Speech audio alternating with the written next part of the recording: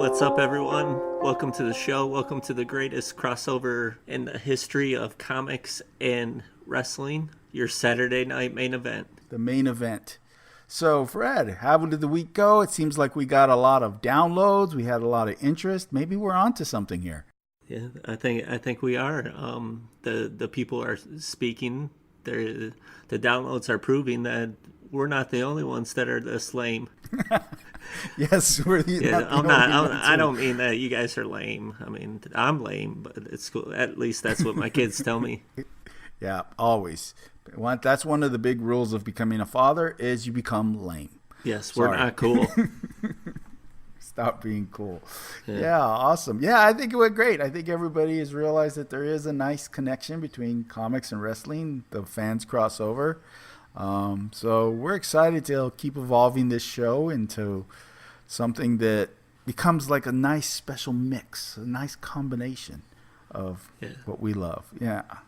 So let's go ahead and jump into the comics for this week. There was a couple of ones, and we're also going to do a two that might be a little different, but we'll talk about it when we get to it.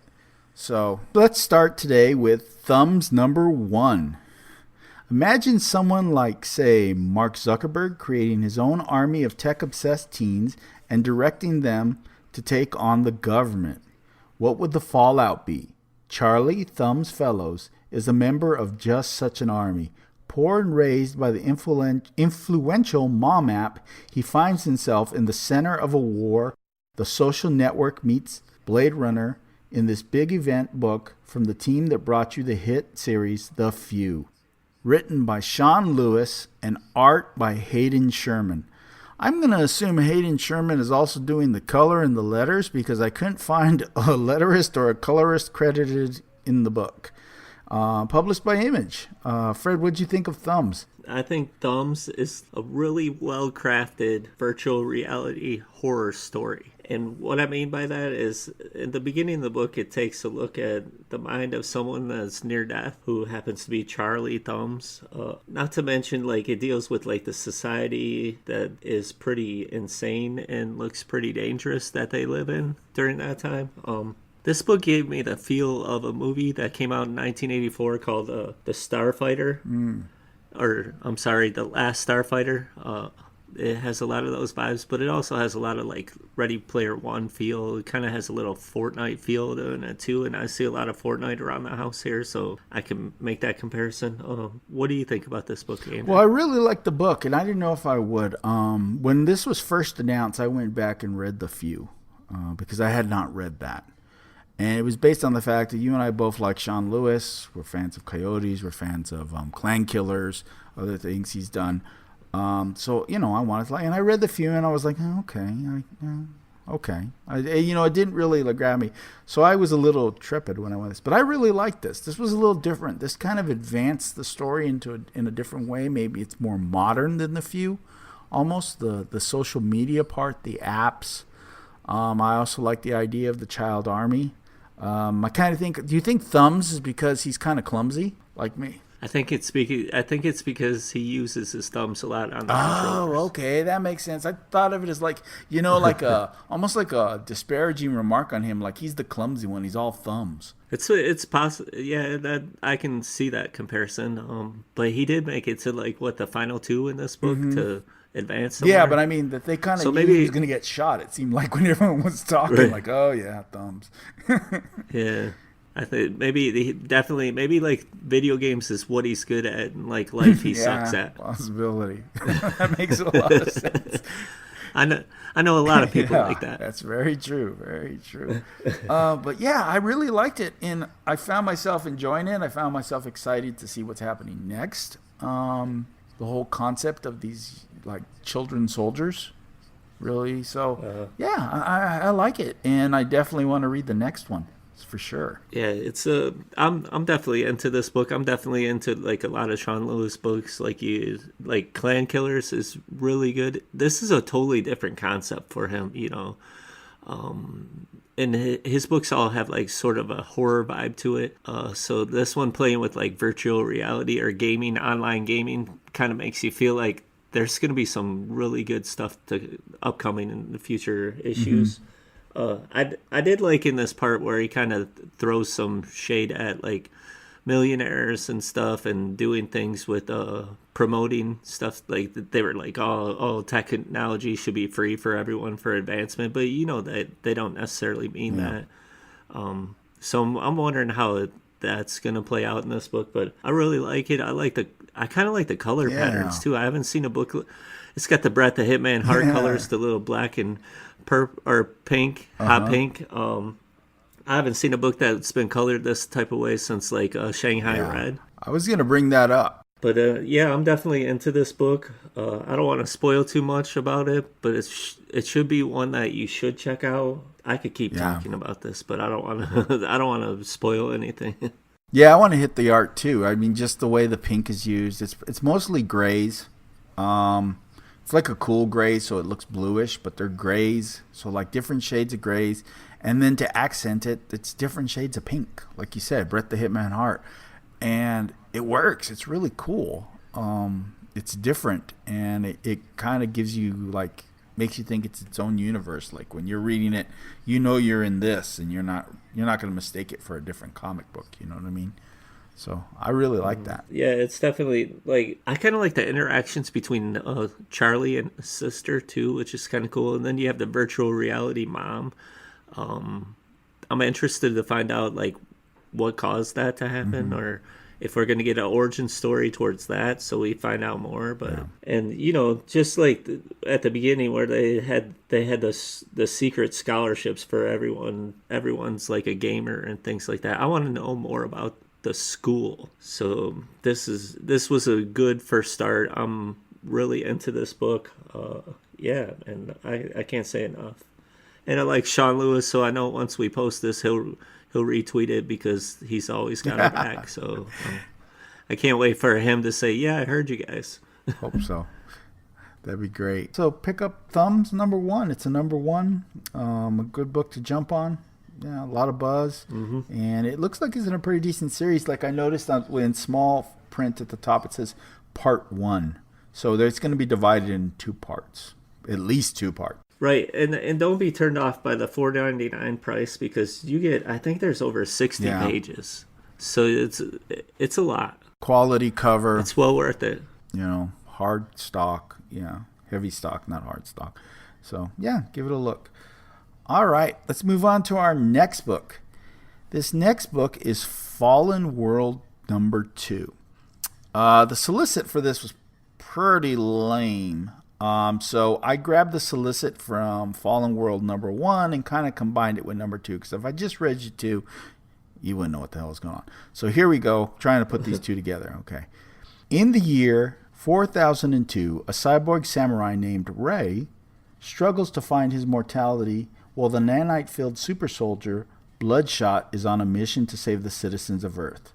Will they work together for the greater good? All signs point to no. Oh, and did we mention there is also dinosaurs on the loose and powerful animal-human hybrid mutants? Good luck with that, Ray. Get ready for the second thrilling chapter in Valiant's explosive event series. Ray's most dangerous foe has returned.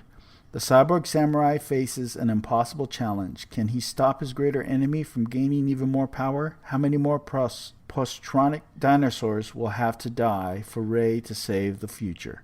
Written by Dan Abnett, art by Adam Poyina, colors by Ulysses Ariola, letters by Jeff Powell, cover by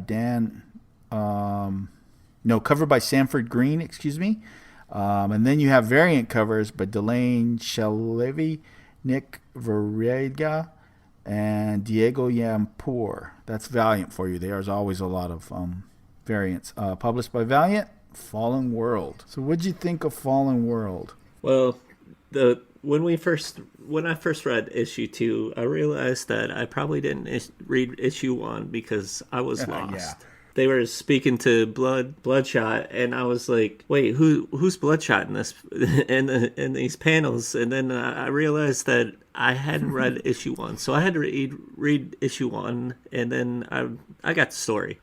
Because Valiant is all.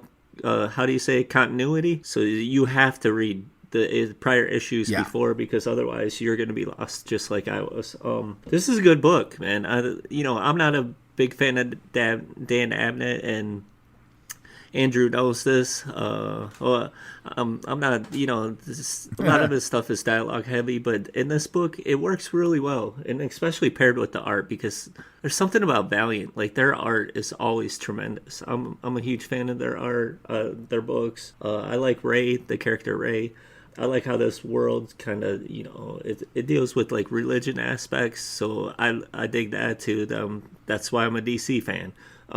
So like this book and then Fallen World's kind of like, all the main characters of this world universe is in this book, and they make appearance, so that's huge too. So yeah.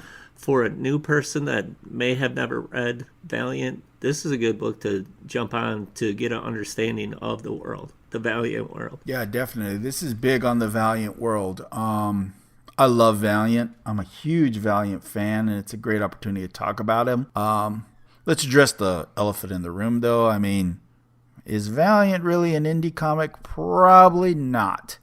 The creators don't own any of these characters. These are Valiant characters, and there is a universe that you have to follow. But what I like about Valiant is it does have an indie feel in the sense that it attracts so many creative writers and so many wonderful artists that it has that indie feel. It doesn't have the overbearing feel of the continuity that you get at the big two. So they're able to kind of play with it a little bit and create a little bit and use the other characters in a really interesting way. Plus, they're very diverse. So that makes me another big fan of Valiant. This story, you kind of have to know who, here's where I'm not sure. I'm not sure if it's Ray or Rye. I looked the pronunciation up, and I've never really heard anyone pronounce it, so I'm not sure. But you have to kind of know who he is, and if you know who Bloodshot is, he's based on Bloodshot. He's a future incarnation of Bloodshot. We're talking way in the future, in a very futuristic Japan that's in the sky, basically, because the ground is toxic. So Japan's in the sky. And then you kind of have to know a little bit about Bloodshot. So if you know those two guys, everyone else kind of gets explained to you pretty good, like Eternal Warriors in it. Maybe the Forgotten Queen is in it, I'm thinking. I'm not sure. But yeah, so you have a lot of that world in there. And I really enjoyed it. Going to Abnett, yeah, Fred and I have had this discussion multiple times. I really liked Dan Abnett's Aquaman. I felt it suffered at times because of events and other things kept slowing his story down, but it's the same. Now that he has freedom and he can write that big Game of Thrones style political with a whole bunch of working parts story, I think he's going to blow people away with it. If you like that kind of story, deep science fiction, deep fantasy, some political intrigue, like Fred said, maybe some religion, there's just a lot going on in it. And there's a lot of working parts, and I think he does a really good job of laying the table for that. So it's a little bit of a slower burn. Is that maybe what you don't like, Fred? Is it's a slow burn and it takes a while to kind of... Well, this book I'm okay with, but it seemed like his Aquaman run was a little drawn out. Like, he wanted to end the arc, but they were like, let's add 2 more issues to it, and he had nothing, so he had to stretch it out, that type of stuff. Plus, then it gets interrupted by a Justice League story. It gets interrupted by a Maris, just lots of stuff going on that happens so he can't stick to his story. Where I believe here he's going to be able to do what he wants to tell, and it's so far in the future this story is set that what's going on with the rest of the Valiant universe probably won't affect it. So he's free to continue doing what he wants to do without some interference from maybe what's going on in some of the other Valiant comics. So yeah, it's definitely a good book. I think you might be onto something with that last panel. I know you and I spoke about we weren't sure where this character came from, but I'm sure it's going to be addressed in the next issue, and we'll get our answers. Yeah. Do you know who the Eternal Warrior is? Who Gilead is? For just some reference. Because I know you've read some Valiant. I read him in like one of the old trades, but I can't remember because I got so stuck on all the Elliot Rahal books that You know. Well, you know who Armstrong is from Archer? Yes. He's Armstrong's brother. Okay. So they're brothers. Armstrong is more chill and drink wine and enjoy life, where Gilead is more of a warrior. But they're... What was the Armstrong's? Man, I can't think of his partner's name. Is it Archer? But I may be wrong. Archer and Armstrong and Quantum Woody. Yeah. I actually just ordered the trade with all 4 of those characters in one book. I forgot what they're called. Yeah. If you like this stuff, I would look into Forgotten Queens too, because it's pretty good, and it gives you a nice little background about these guys. And also with that, like, you have Teenie Howard writing that. You have Punk Mambo written by Cullen Bunn. Who else do we have? You have Vita Ayala is on Livewire. Yes. Jody Hauser is on Faith. And isn't Tim Seeley going to be jumping on Bloodshot soon? And Mags Visario is starting one as well. I can't remember the name of hers off the top of my head. It's a new one. So I say it's a very diverse company. A lot of these great female writers that are just barely starting to get their beak wet on the big ones. They're finally getting some books. You know, they play major roles at Valiant, so it's pretty cool. Yeah, definitely go check out this book and jump on that Valiant. If you have the Comixology app, check them out. There's always free stuff on there. Dive in, because you won't want to get out of the water. So I'm going to throw in a couple of fun wrestling facts that I just think fit, because, you know, we do wrestling that have to do with this specific one a little bit. I was talking about the Eternal Warrior, and I think somewhere around 2017 they were talking about starting this movie, and they still may, and Bautista was in talks to play the Eternal Warrior. And then do you remember that podcast that they did, Ninjak versus the Valiant Universe? Mm-hmm. John Morrison, Johnny Impact, Johnny Mundo played the Eternal Warrior on that. Oh, wow. So, a little wrestling connection just for fun to throw in. Look at you doing your research. Hercules. Crossover. Oh, boy. I might have to cut this out. All right. Let's see. Okay, let's move on to our last comic. Ignited #1. Welcome to the H1 universe and Ignited, Humanoid's first ever ongoing superpowered series. It's the first day back at Phoenix Academy High, but this year there's no back-to-school excitement in the air as returning students and faculty are haunted by memories of last year's horrific attack. So many friends and colleagues were lost, and some of those who survived underwent changes. They ignited, gaining supernatural abilities they barely understand. Little do they know this is just the beginning. Written by Mark Waid and Kwanzaa Asuf. Art by Phil Briones. Colorist Andrew Crossley. Lettered by A Larger World Studio. I hadn't heard that one. That's a new studio. Covers number A were Mike McCone and colored by Leonardo Paciorotti. And cover B is John Cassidy and colored by Paul Mounts. And again, published by H1, a new publishing community. Or it's self-published, I guess, is the way it's found. So, Ignite. Fred, what'd you think of Ignite? Well, I liked Ignited a lot.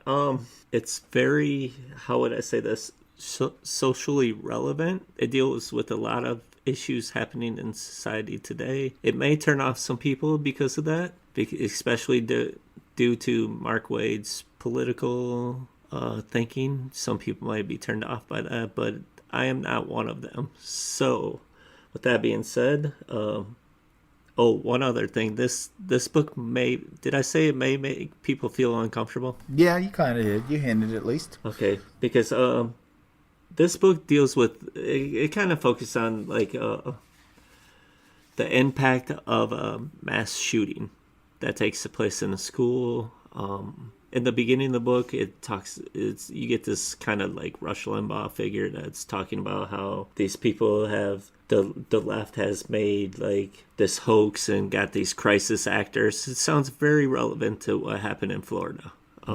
and he's trying to pitch you a book to make money off his thinking. So so this book, to me, I really enjoy this book. I'm not turned off by its politics.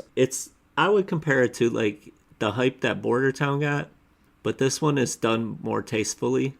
I think that it's really done well. The artwork in this book is really good. The characters, it surprised me that Mark Waid had written this book because of the teenagers in this book, how they are written, because he doesn't necessarily write teenagers very well since maybe the 80s. Yeah. So what do you think about this, Andrew? Yeah, that's funny. The same thing. I thought about that. His champions teenagers were a little hokey.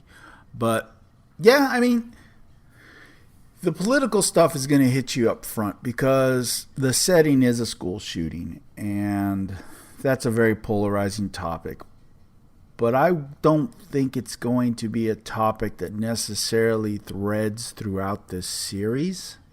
I think it's a setup, and I think what it is that trauma of sort is what ignites whatever, I guess, for lack of a better term, the mutant gene within these people, within these students, these young adults, to become superpowered beings. So I think as it progresses, we maybe will get away from some of that. So I'm just going to kind of roll with that and not let that be, the deciding factor. Because I really liked the world.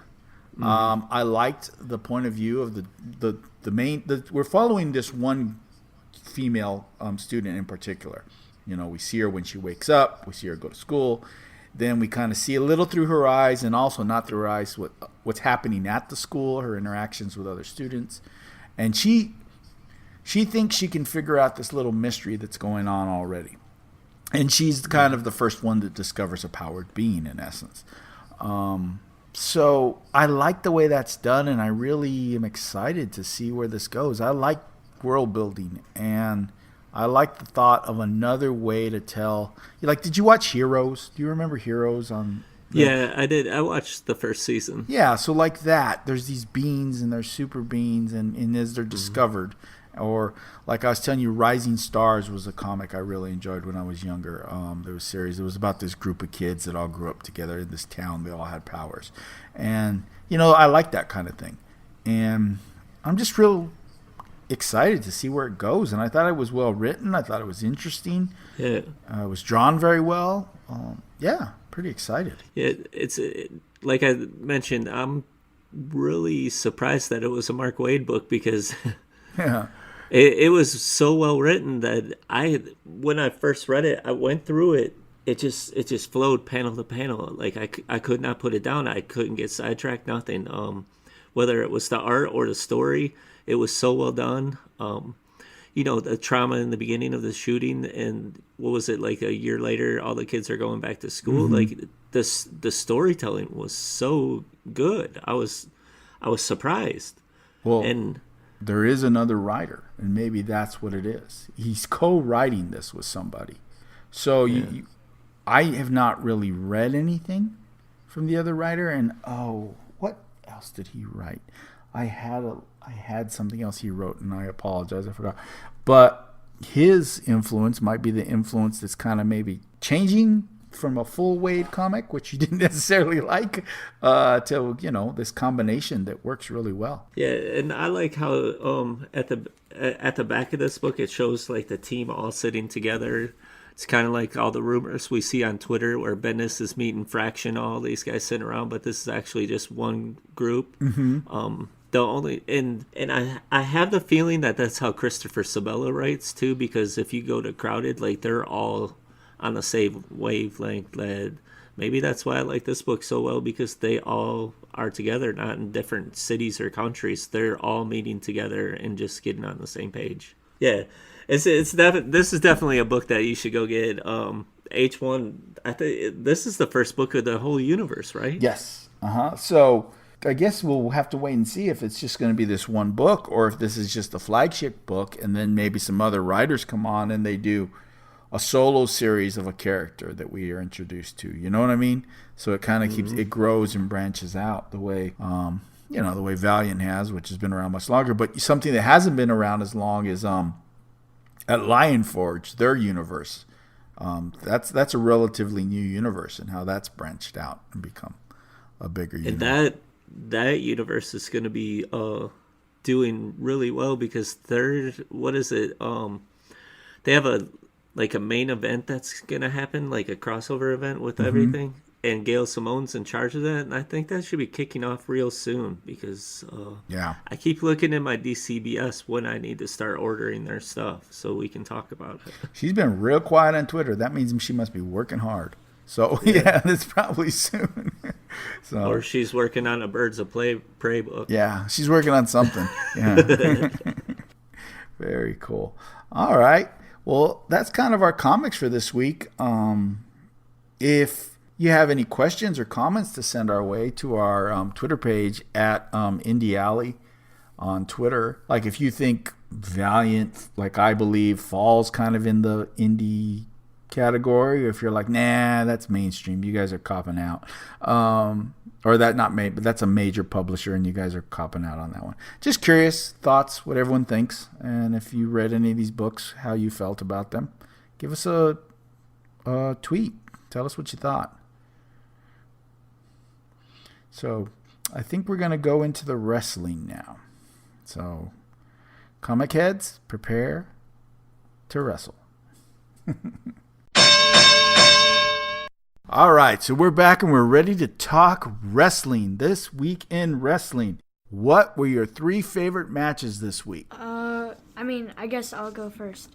So should I start at the bottom? No, however you'd like. Yeah, if you want to go like from worst to best, or not worst to best, but from third. Yeah, that sounds good. So it's not the worst match, but it's like my third favorite match was the NXT UK. How do you say his name? Yeah, Dragunov. Okay. What's his name? I don't know. How do you say it? I think his name's Ilya Dragunov. Okay. Yeah. All right. Versus Joseph Connors. I liked it a lot, but it wasn't like my type of style of match. But I found it very interesting. It was something different. Were they shooters or were they more like traditional grappling? What was it like? Because I haven't seen that one. It was like a strong style match, but it was also like fast paced for UK. Okay. Cool. I haven't seen NXT UK in a while. That's one I've neglected. Awesome. What was your next one? My second favorite match was a AAA match. That was Chica and Tormenta. Chica, Tormenta, and Monster Clown versus Golden Magic, Fabi, Apake, and Drago. Okay, you said Chica. Was there a woman in this match? It was, and like everywhere except for the big name WWE company, they do throw women in the guys' matches. Okay. Yeah, so what was it? Two women? Two women and Monster Clown versus two guys and one girl. Oh, sweet. Tell us a little bit about that one. Well, my attention dragged to it because Monster Clown is one of the guys that was in the tag team matches a lot there with what's his partner? Murder Clown. They got a thing with clowns over there. But and then Drago, which I dragged from him from Lucha Underground to Impact to AAA. And that was like a name that wanted me to go there. And one of the girls kept getting into a fight with the referee, so the referee kept getting involved, and she like did all types of moves on him and stuff, like Hurricane Ranas and stuff on the ref. Oh, nice. So there's no DQ. Yeah. They just kind of can go wild. Nope. And what was her name? Fabi Apache? Yeah. Well, it's a lucha rule, so they don't do tags really. If your partner gets knocked down or rolls out of the ring, one of your teammates gets to just run in. That's it. It keeps it fast paced so that everybody pays attention. Gotcha. So for people listening, you guys can catch AAA on YouTube or Twitch. We just found out Twitch does it in English, right? You were saying that, Fred. Mm-hmm. So for people, but come on, you got to do it in Spanish at least once. Immerse yourself. Yeah, you have to experience the culture. It's like listening to a wild soccer match. I mean, the announcers are so excited. It's like the way the announcer is when they score a goal, but through the whole match. Yeah. Yep. And what was your third match? My favorite match of the week was Kota Ibushi versus Tetsuya Naito. Good one. Yeah. It was an off and on match, but what kept my attention was that it was just surprising how many times they got dropped on their head. Oh, yeah. Like where he suplexed him on the hardest part of the ring, the edge of the apron, and Kota's head just like bounced off of it. Yep. I like, DM'd your dad and said they killed him. I literally said that to him. I go, I think they killed him. I don't know what was worse, Goldberg's head or Ibushi's head. They were both pretty violent. Ibushi's got dropped on his head at least 3 times in that match. And Naito got dropped like twice. They just kept hitting each other. Yeah. I got worked on that. Or maybe I wasn't worked in the sense that after that hit, I really started worrying about the guy's life. And I was like really like on the edge of my seat, just really staring intently at the screen like, wow, is he really hurt? Is he really hurt? Either they fooled me and he was hurt and they kept on rolling, or they tricked me. I don't know which, but it was pretty awesome. Yeah, I don't know how he wasn't hurt because it was pretty violent. It was almost like, like if you saw the Goldberg Undertaker where Goldberg forgot to tuck his head and protect himself. It was like New Japan wrestlers were like, hold my beer, we'll one-up you. Because this one looked like he'd snapped his neck, like, violently. It was, wow. His eyes were glazed, and I was like, oh, shit. Yeah. If he wasn't, like, trained like that, I'm pretty sure he would have just gave up right there and just laid there. Somebody had to be called out. He took a bunch more bumps after that, too. It's not like they just slowed it down after that. Nope. They were like, oh, that got their attention. Let's just keep doing that. Drop him on his head a couple more times. That was a good match. I'll talk about that one a little more when we do the New Japan thing. So, Fred, what were your matches of the week?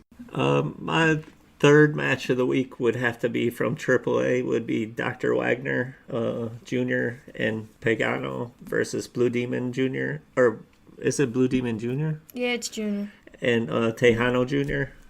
That was like an old school, kind of like a WWE hardcore match. Like they used all types of things, and Wagner was kind of bloodied and stuff. They used broomsticks, wood, all types of things.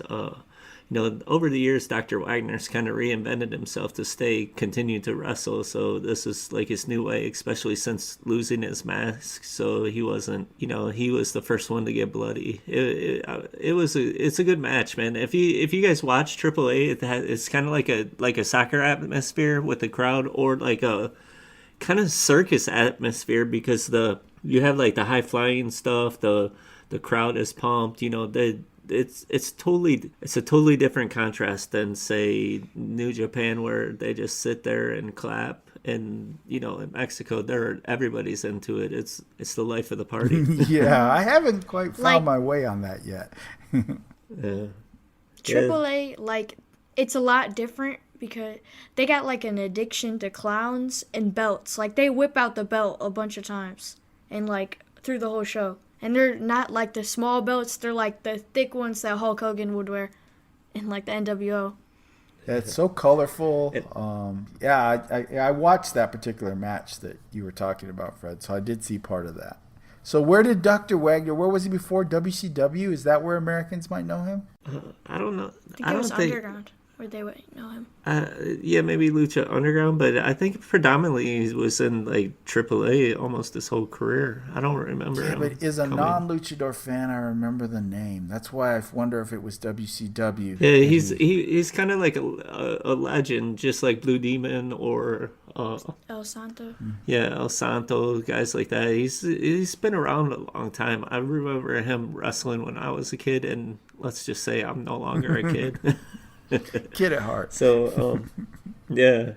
My second favorite match would have to be in MLW. It was Davey Boy Smith Jr. versus MJF and the Dynasty. because I'm saying in the Dynasty because it was like 4 horsemen style tactics against Davey Boy Smith Jr. I mean, it wasn't a great match per se to watch, like in ring, but the heel work that, the Dynasty did with MJF to kind of play with Davey Boy Smith Jr.'s head was outstanding. I think like tossing a t-shirt in there so they could choke him out, keep the ref moving, go back and forth. MJF sliding out as soon as the bell rings out of and walking away, just mind games the whole time.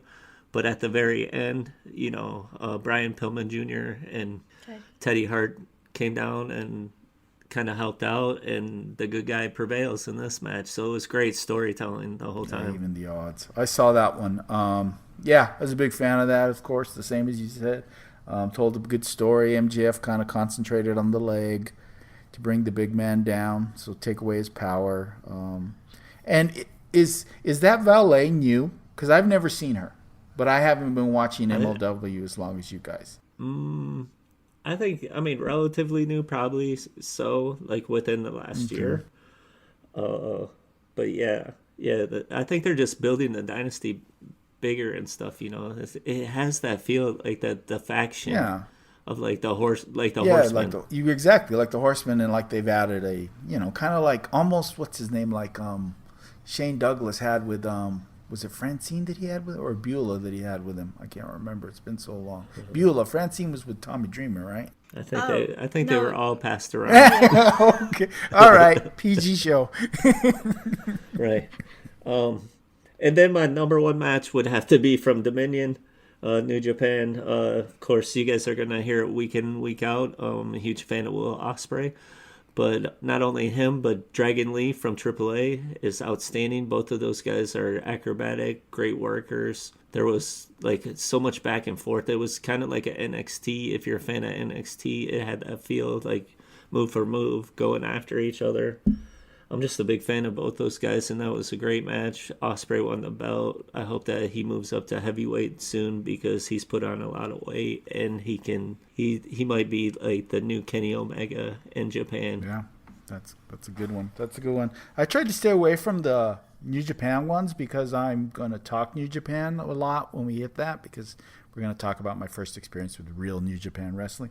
So my first one, I'm going to go with Ace Austin and Airwolf, and it's an MLW match. I thought it was just kind of cool. I like Ace Austin. He's got like a X-Men Gambit thing going on with the cards and the staff and the trench coat kind of thing. That was kind of cool. And he's very acrobatic, young guy. They're both young wrestlers, guys. And then Airwolf we talked about a little bit last week. He's Rey Mysterio's cousin, correct? And I just like his acrobatic lucha style. I feel like they're positioning him for some big things.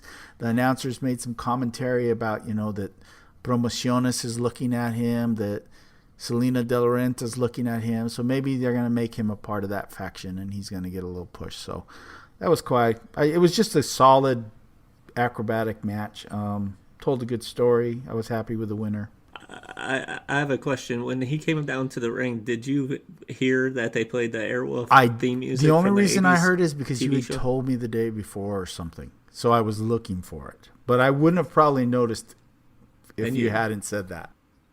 Yeah. I was like, oh, wow, that's kind of cheesy, but kind of funny. Because we found out last night I had watched the wrong one. I had watched the pay-per-view and I hadn't watched the episode. So I almost really blew it. So no, I didn't watch the episode until after. Yeah. And that's funny because my next match is going to be the one from the pay-per-view. They had a small pay-per-view in MLW, and it was Pillman Jr. from the Hart Foundation versus Alex Hammerstone from the Dynasty. Like you, I like this Hart Foundation Dynasty thing, the heel team, the good guy team. I told you this match felt like throwback WCW in a good way. You have one guy with the blonde mullet jumping around, doing acrobatic stuff. Then you have the other guy that's more of like the bodybuilder type, strong and powerful, and tossing Cornette doing commentary. And I just felt like I went back in a time capsule and I was watching a good WCW match. There was no interference from either the Hart Foundation or the Dynasty. So Hammerstone went over clean, and this was for a new belt. So Hammerstone is a new champion. He's holding a belt. It's the first belt that this Major League Wrestling's had. Right? So that's pretty cool. So, it's obviously they're putting him over, and they also think Pillman's important enough to be part of that match. Right, and where did you watch this at? On YouTube? On YouTube. Okay. And since they come out a week earlier on YouTube than they do on Fight, I thought I was watching the episode, but the reality is I was just watching a pay-per-view. And what it is I think they put them out live. They're live on BN Sports, and then within a few hours of that, they go up on YouTube. And a week later or a few days later, they go to Fight. It's confusing. 3 or 4 days later, it's on Fight. I think it comes on Tuesday nights on Fight because Ring of Honor comes on Monday night. So to make this non-complicated, we're going to do the one that's on Fight, the newest one. So if people are curious, I messed myself up. So, well, I mean, I don't blame you. That's like a good match, and you were talking about it for a while. You were like, "Oh, I'm going to go check out Brian Pillman Jr. and Hammerstone's match because it's going to be good." And then when you kept talking about it, and I mentioned what we watched on episode 60, you were like, "Wait, what?" Yeah, exactly. You said, "Oh, I got more wrestling to watch." Yeah. And they built to that one because Pillman beat. Who did Pillman beat? Because they had some lead-up matches going into that episode. Pillman beat Swan. Yeah. Yes. Yeah, and then Hammerstone beat somebody. So there were some lead-up matches that kind of led to this. So that's why I was already I needed to know the conclusion. So I definitely was looking for it. All right, now my final match, I'm going to go with a women's match. I'm going to go with Jordan Grace and Madison Rayne on last night's Impact show. Every time I see Jordan Grace, I'm amazed again. Those one-handed standing, is that a suplex? What she does, where she holds, those are just amazing. And then talking about somebody taking a bump on that hard part of the apron, the outside part. Ooh, Madison Rayne slipped. She botched somehow, and she fell on her butt, and she was out of it. She kept going through that match, but she was seeing stars. Her eyes were completely glazed over. She dumped off the whole apron onto the floor and hit her head. And they continued, and it was a good, solid match. They traded a lot of moves. They traded a lot of holds. This wasn't a quick, let's do this and let's be done. And what made it interesting also is you have Kira Hogan did commentary, and it's obvious that they're setting up a Jordan Grace, Kira Hogan feud to come in the future. So the whole thing was enjoyable. I've said this before. I think I said they were one of the best last time. But I'm going to say they are the best women's division in wrestling. After what I saw they did on Raw and SmackDown this week, they may have more talent on WWE, but they are not using them. So there's 3 storylines going on in Impact, and they're really pushing the women's division. And yeah, stars to be made. Especially like with women just fighting men. Tessa Blanchard's in that wrestling, and she's undefeated against the dudes. Yeah. Yeah. She's squashing guys. I mean, you made the joke last week that they should just focus on her, and it's almost like they listen to you. She's the main event. She's in a feud with Sami Callihan and his boys. Yeah. She took out 2 of those OVE guys, 2 weeks ago, and they keep teasing it.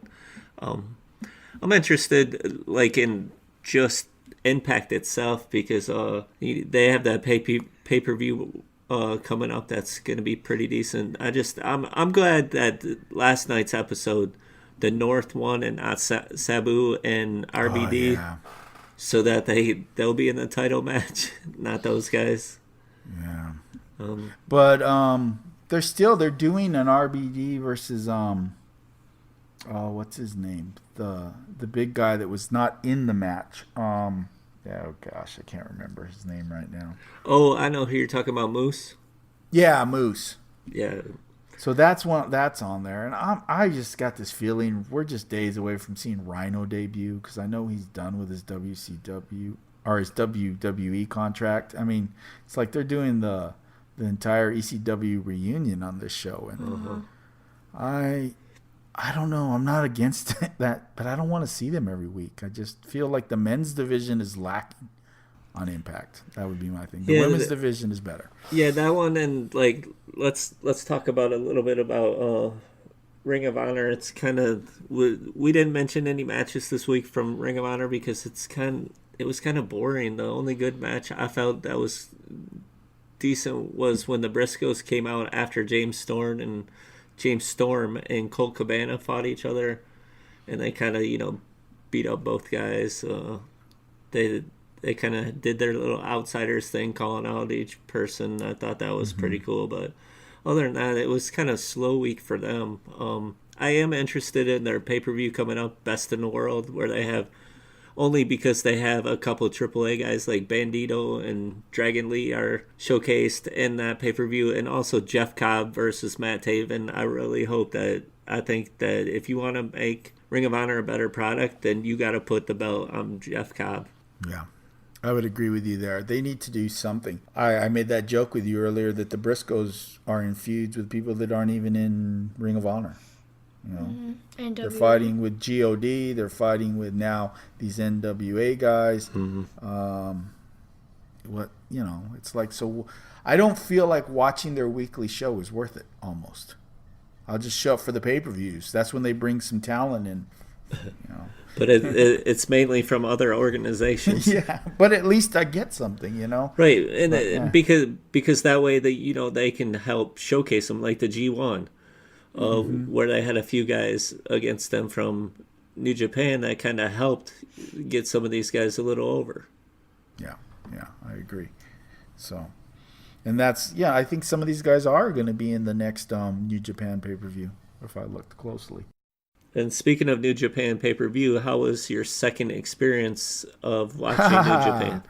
Well, it's funny. You say second, but I still feel like it's a first because my first true New Japan experience was the super card that we had at WrestleMania weekend. And that's not all New Japan. That was Ring of Honor. It was Ring of Honor announcers. Seems like Ring of Honor went over a lot more in matches. And so I didn't get that same experience I got as what I watched last week. Last week was like a whole new experience, man. It was like discovering, Deadly Class as a comic book reader and realizing there's something cool out there just besides Batman and Superman. And just like, whoa, what is this? I mean, the speed, the realism that it has. And when I mean realism, yes, wrestling's not real, but they treat it like an athletic event, and there's not a lot of promo in between per se. They come out and there's matches and they fight, but at the same time there's a bit of theater. Like you could tell with their faces. I don't understand, like the match that Joey picked was my favorite match because I knew nothing about these guys. I had no influence about, this is Moxley, this is Jericho, this is whatever. I didn't know anything, and I remember texting you well, who's the heel? Because I couldn't even figure out who the heel was at first. But as the match went on, I just, through their facial expressions, through the way they worked, I just fell in love with it. It was like anime come to life. It was really cool. Yeah, it's definitely, a different style wrestling. It's more strong style. But you're right, they do focus on the athletic ability and not just. What I like is that it's not just a lot of hype. It's just two guys doing their best over 30 to 60 minutes, giving the people what they want. Because that's how long they wrestle for. Literally, some of these guys with their 60-minute time limit, and they give it their all, the whole 60. What did you think, Joey, of the whole thing? I mean, what's your the New Japan show? I feel like there was a lot, but there was a lot of long matches, but they were good matches. It wasn't like they just threw away like a half hour of a match. And the style of wrestling, they got the strong style guys, they got the fast paced guys, they got the in the middle guys. They bring in the American brawler, like Moxley or some, he's just there to brawl. Yeah. And I described it as it was like a good record album. And I didn't necessarily like all the songs, but all the songs fit and they just kept on rolling through the whole thing. It was such a well put together show that I just enjoyed it from start to finish. And there was a couple, and I don't know, maybe I don't like them as much because I don't know the backstory on some of these guys, the guys that are just straight New Japan. So I don't understand the feuds yet. I don't understand so much why it was a big deal that the guy at the end, I can't remember his name, got involved with the Jericho-Okada match and came to the aid of Okada. I mean, I'm sure that's a big deal to people who've watched this. Who was that? Tanahashi? That sounds Tanahashi. right. Tanahashi So, like, jumped out the announcer's booth. Are him and Okada not friends? Are him and Jericho not friends? I mean, so I don't know some of that. So those are little things that I don't know yet. But yeah, that's if you're like a WWE person, there's guys that have came from New Japan.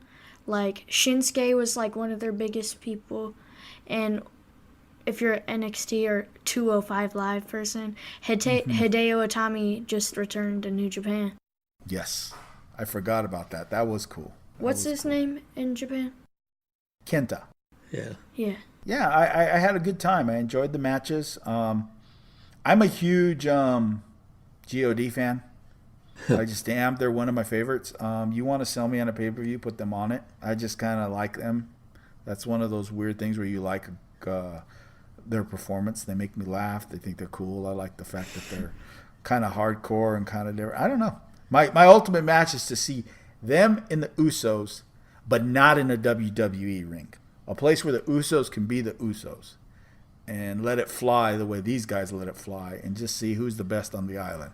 You know, that's my match. The only thing that throws me off about them is when he talks. When Tama talks, his voice doesn't like fit him. It doesn't sound. Oh, okay. You know, I see what you mean. he's kind of smaller. No. He's kind like Loki's voice doesn't fit his face. well, it doesn't. He sounds like a voiceover of a karate movie. It doesn't sound like Tama Tonga has got super kicked by puberty yet. Oh. What are you doing? Jesus. Bringing the Tama shade, man. Oh. Well, he just got punked by a teenager. Oh, but yeah, I like Barely it. a teenager. So whenever they're involved, the Evil and Sonata match wasn't necessarily their best, but Who did they go against? the Gorillas of Destiny. Right? Okay, yeah. That sounds like a feud that they usually do there. I like I like Suzuki. I wish his match was a little longer. I think his partner was Zack Sabre Jr., which I really like Sabre, and like he'll just stretch you all over the ring and do all these moves that I'm like, oh wow. And he's not a big dude, like physically. He's kind of skinny and stuff, but I don't know, his moves are unreal. I'd like to see him one day wrestle Daniel Bryan. Yeah. Yeah, that was the match I said I had the mean old man. Yeah, That guy was mean. yeah. He punched that one dude with a forearm, just like broke his jaw basically. Yeah. Didn't Sonata tie up one of the gorillas? Oh yeah. Like that's like I can admit I tried it on myself, tying myself up like that. It I don't understand how he did that. It doesn't work like you think it does. Okay. Why would you tie yourself up? No, like you gotta like. What kind of freaky stuff is that? You need to leave your gotta, bedroom door open. You gotta like cross your legs up and it's. Oh boy. We're gonna need therapy after this one. No more wrestling for you. Yeah. Who ties himself up? Houdini? Oh man. Come on. All right. Well, that kind of covers I mean, we didn't talk about the Jericho Okada. That one was my least favorite, to be honest. I didn't really get into that. Maybe you guys have other insight. I wasn't into seeing that one too much. I don't think Jericho's in physical shape to be wrestling like that close to each other. But I did like his heel work at the end where he like took the Okada money and shoved it in his pants and wiped it on his nuts and put it on the camera. That was kind of cool. And he was just playing strictly heel stuff. I think I don't know. I think he might have been hurt a little bit from the last AEW show. Who knows? Because his body isn't used to being nightly WWE shape. He's 48 years old. I mean, yeah. No, I thought he did really well. It just, I don't know. It just, maybe because I told you I just saw him recently, and a back-to-back seeing Jericho at this age just doesn't keep its hype, It's better he only wrestles once in a while. Yeah, and only like big matches. Like I think if in AEW, I would maybe like twice a year or 3 times a year. That's all you need him for. Yeah. I mean, he's more of a ticket draw just for certain matches, but I don't know how much he has left in his tank for him to continue to. So then you don't think they put the belt on him, is what you're saying? You don't think he wins this first? He's their first champion? I think he could. I think they might put it on him. I personally not have him fight, maybe. Personally, I wouldn't. Put the belt on the Painmaker. No, we're talking about AEW. I would put it right on Adam Page first. You think so? To open the shows? I mean, just saying Jericho's your champion might draw in some, casuals. That's what I was thinking. I don't know. Because, I mean the people, because AEW has a big following, fan base. Like, how quick did they sell out All In? Yeah.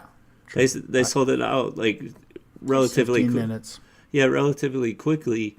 So that tells you the following that they have. They're going to draw no matter what. Like, this month's show in 2 weeks is, it's going to be free. So that's going to bring in some more fans, especially like those video gamer fans that are going to happen to be at that place. That's maybe why they're doing it. But I think it's more so to focus on the mid-card talent to get them over so people can see what they can do.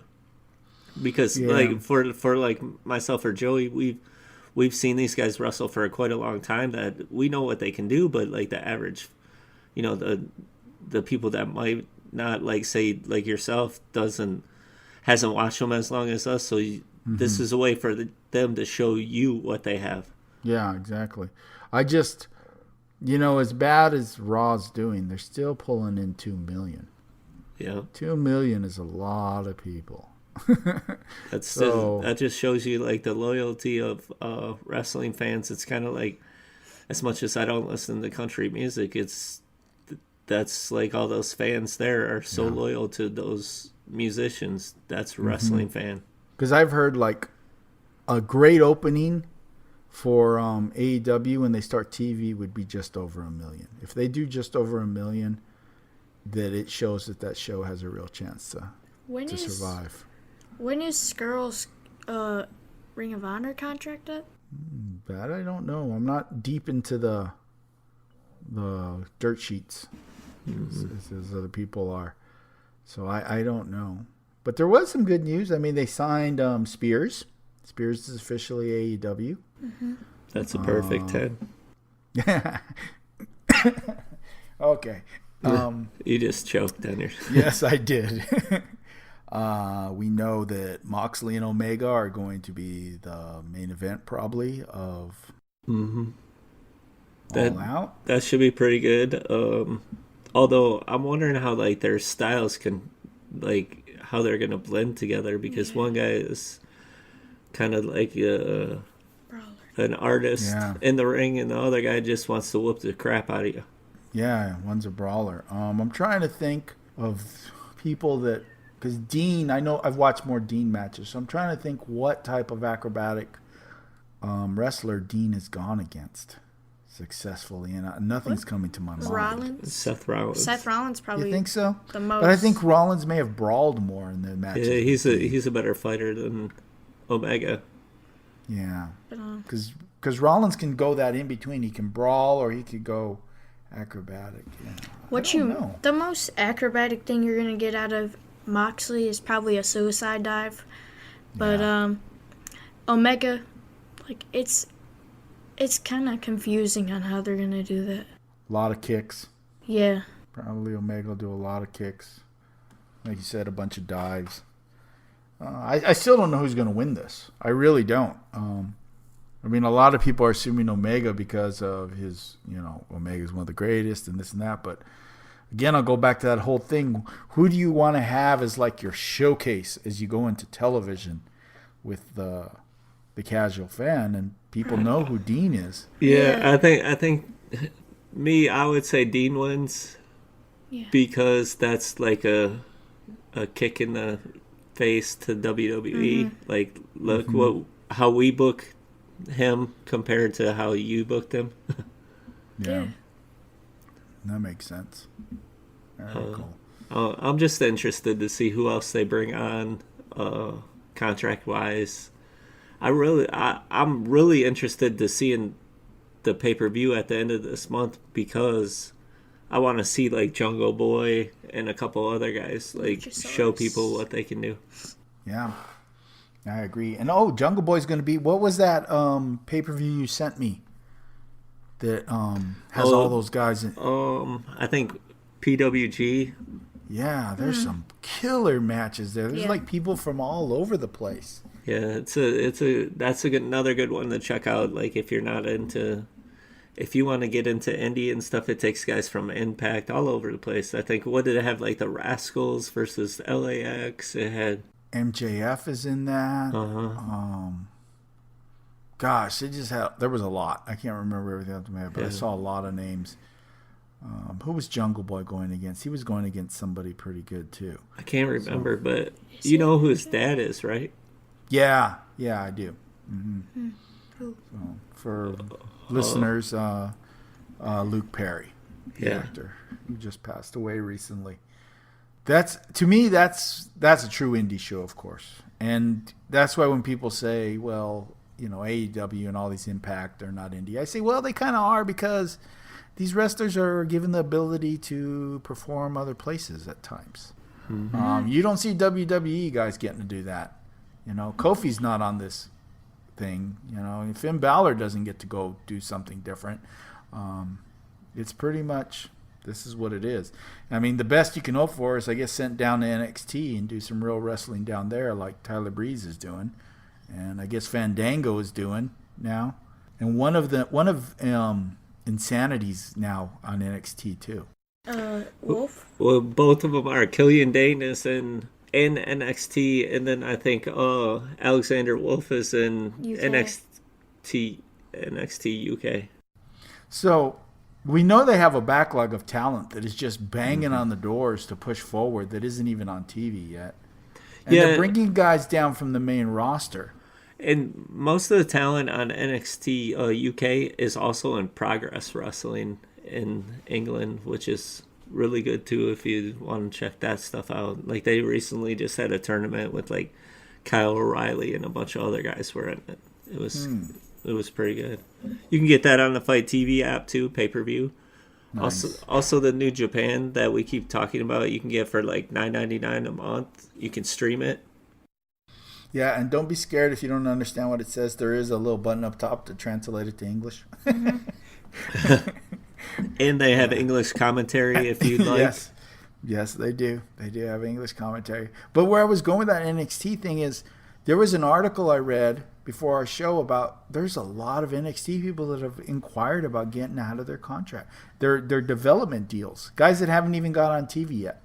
Mm-hmm. Because they're realizing there's such a backlog. There's 1 hour of TV a week. It's so hard to get onto the takeover. And then when you go up to the main roster, they've watched what's happened to Ricochet. That's what the article said. And they're all kind of like, do we really want to go this route? Mm-hmm. Are they going to treat us right? Maybe we need to jump ship. To me, it makes it's like a DC writer or a Marvel writer leaving to do his own creator-owned books. And he has the freedom of not an editor or the company breathing down his neck, and he can do what he wants. And I feel like that's what the wrestlers feel too, because they don't have a Vince McMahon telling them, well, you have to dress like this, and here's your script, read it word for word. You actually can say, what you want to say. I mean, as long as it gets you over. Yeah. There's there's bullet points, and then you know the rest is up to you. As Moxley said in one of his interviews, if you can't cut a promo, maybe you don't belong at this level, kind of thing. Yep. The Bucks have their last independent match coming up as well. They announced their actual last true independent match where they become full AEW employees. I guess so maybe we won't even see them in Japan or anywhere. Unless they sign a contract. I'm hoping that AEW and New Japan work out a deal, and New Japan tells Ring of Honor to bounce because they need to. If they do that, WWE better look out. Those are probably like the top two companies that aren't like the biggest, like everybody knows who it is. Yeah. Yeah, that's what's waiting, because AEW's already locked up AAA. They already have a working deal together.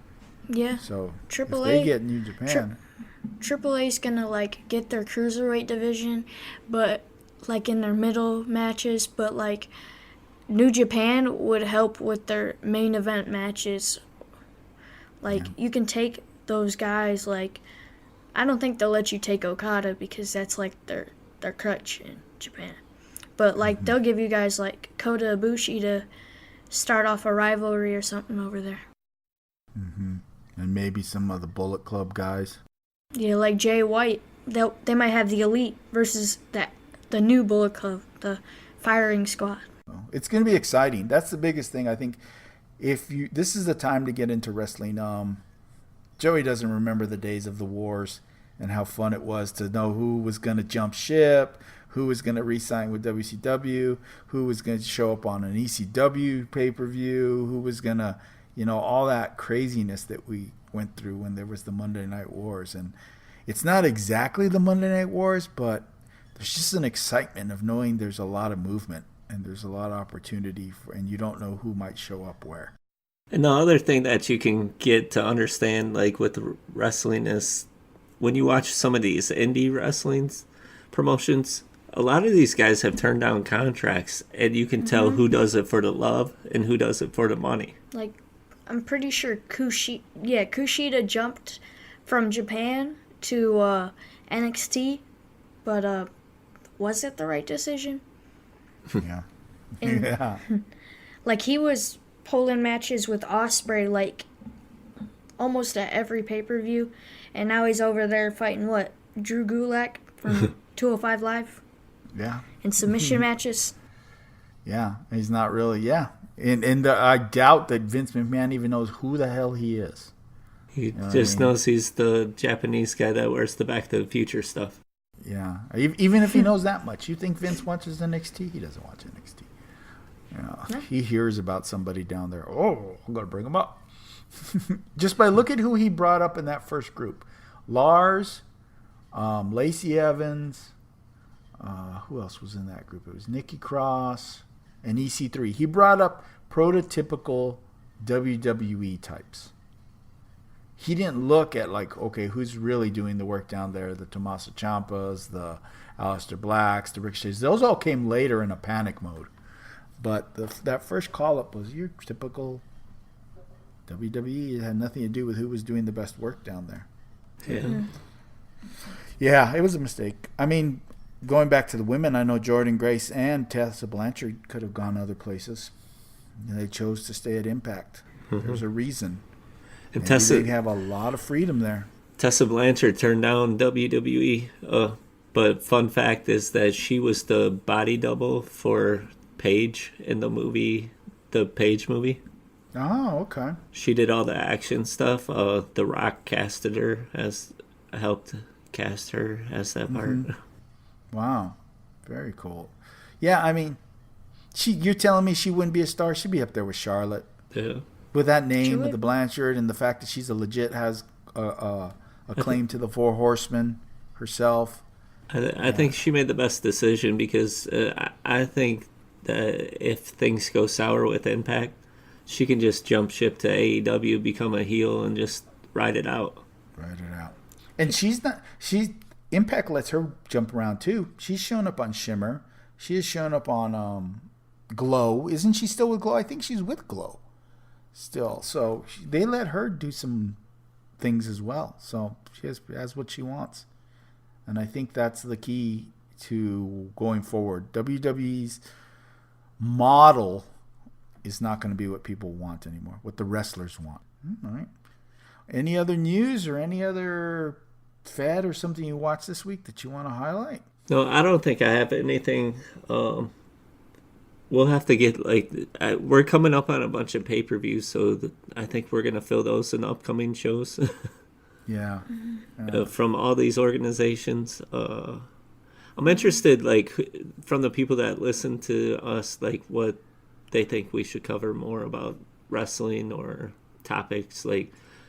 Send us questions so we can do some things. If you said, hey, what's your favorite heel in the independents, we could do something off that, things like that. Yeah, and maybe also give people a direction where to go, because I'm newer. It's hard to dip your toe in sometimes into something. Like I told you, AAA for me has felt like I opened a Batman comic mid-run. And I'm like, okay, shit, I don't know what's going on. I don't know why this is happening or that. I just feel a little bit overwhelmed. And it's just going to take me a few viewings before I kind of catch on to who's who and why they're doing what. Where I think New Japan, and I don't know why, I kind of really slid into it easy. I don't know why it is, but I did. And the same thing with MLW. I've been able to kind of catch the feuds, understand who's who quickly. So I give those feds a lot of, or promotions a lot of praise for making it easy for someone who hadn't watched all this stuff to jump in. I mean, I started MLW about maybe 3 months ago, and I've just been hooked ever since. Yeah, it's good wrestling. Okay, well, I guess we can call it a day. Enjoy our Father's Day weekend. Did you get him a good present? Nope. No? Oh, man. I'm just shaking my head, so that's why I'm not saying anything. Nothing. Yeah, you can follow us on Twitter at Indie Alley. You can find me on Twitter at ComicsFred. Andrew, where can they find you? They can find me at Real Comics, REEL Comics. And yeah, you can find Joe on here next week. He doesn't get social media. Oh. He's a kid. No. He's Junior. Since he likes AAA so much, you're going to call him Junior. What? El Hijo del Nerdo. Del Nerdo. But he could also be El Nerdo Jr. because they do use Junior a lot. Yeah, AAA. that's for you, Rico. All right, guys. We'll catch everyone next week. Have a good one. Peace. Bye.